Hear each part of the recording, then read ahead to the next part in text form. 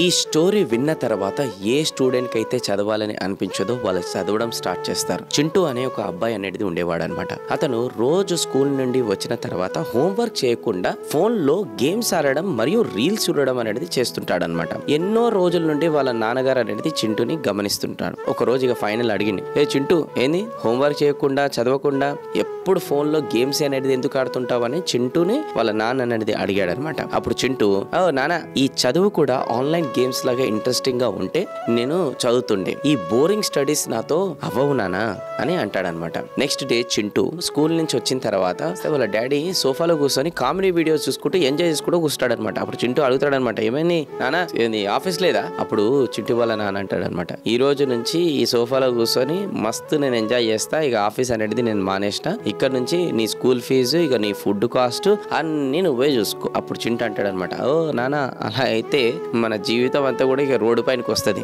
Correct my boy, మనం life లో ఇష్టం వచ్చినట్లు ఉండకూడదు, రెస్పాన్సిబిలిటీతో మైండ్ ని ఉపయోగించి పనులు అనేది చెయ్యాలని చింటూ వాళ్ళ ఫాదర్ అని చింటూకు చెప్తాడనమాట. అప్పటి నుంచి ఇక చింటూ బుద్ధిగా చదవడం స్టార్ట్ చేస్తారు. మీరు కూడా అర్థం చేసుకోండి, ఈ రోజు భగవంతుడు మనం కోరుకున్న దానికన్నా ఒకటి ఎక్కువనే ఇచ్చాడు, అందుకోసం వాల్యూ అర్థమైతలేదు. ఇల్లు లేని వాళ్ళకి అడగండి ఇల్లు వాల్యూ చెప్తారు, ఫుడ్ లేని వాళ్ళకండి ఫుడ్ వాల్యూ అని చెప్తాడు, తల్లిదండ్రులు లేని వాళ్ళకి అడగండి తల్లిదండ్రులు వాల్యూ అంటూ వాళ్ళు మాత్రమే చెప్పగలుగుతారు. అందుకోసం ఇచ్చిన దానికి గ్రాటిట్యూడ్గా ఫీల్ అయ్యి మనం కూడా జస్ట్ చదవడమే కదా, చదివితే అయిపోతుంది కదా, లైఫ్ సెటిల్ అయిపోతుంది. All the best.